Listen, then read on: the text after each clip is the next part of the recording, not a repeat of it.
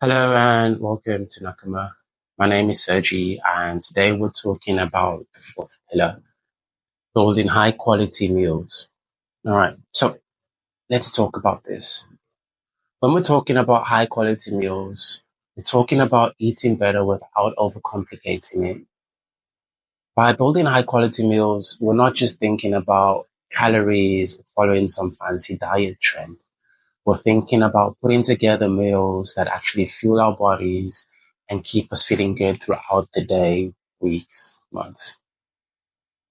The world we live in does kind of like fantasize or make us feel like diet fads, which constantly pop up, telling us to cut out entire food groups or eat like cavemen is the way to go. And it's easy to forget that eating more doesn't have to be extreme. The truth is, good food has always been simple. It's not about restriction or perfection. It's about balance and mindfulness. So let's keep it real. You don't need to be stressed about being perfect. You need to focus on balance.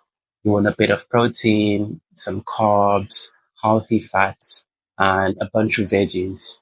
Think about it like putting together a plate that's colorful and varied, not just loaded with one thing. A good rule of thumb when we're doing this is to imagine that your plate's divided into four quarters. One part protein, like your chicken, beans, eggs, tofu, whatever you prefer. Another part carbs, like rice, sweet potatoes, trying to get in complex carbs. And another part, healthy fats like avocados, olive oil, so on. And final part would be your veggies. Getting all of these together is how you ensure that you're eating balanced and making sure you're listening to your body.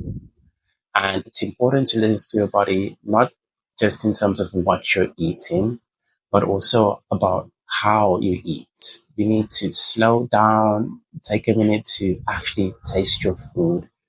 Make sure that you're chewing properly and eating mindfully because this helps your body to digest better and stops you from overdoing it.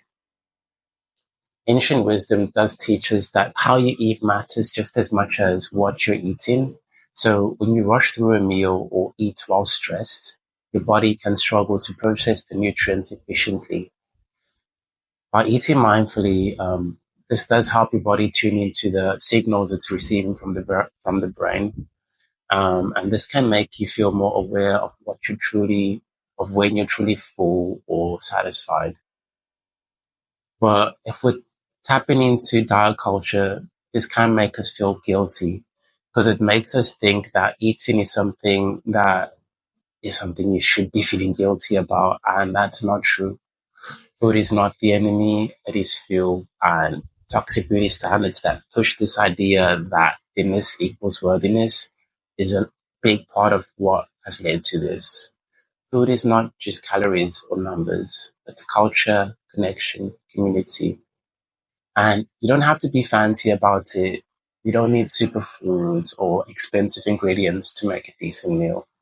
Simple stir fry with whatever veggies you've got, some meat, tofu, and a bit of spice, and you're sorted.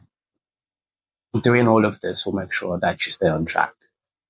Another thing we need to remember is to stay hydrated throughout the day. Water is your best friend. Make sure that you're sipping on it throughout the day. Don't just down a liter right before bedtime and think that that's enough. Hydration does support the digestion process and it keeps your energy level steady throughout the day too. I tend to carry around a 2 liter bottle with me, which helps me stay on track. So let's keep it sustainable.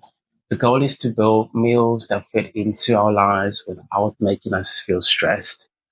High quality doesn't mean being perfect. It just means that you're thoughtful, you're starting small, keeping it real, and remembering the value of food. It's not about impressing anyone. It's about nourishing yourself and making sure that you have the energy reserves to do everything you'd like.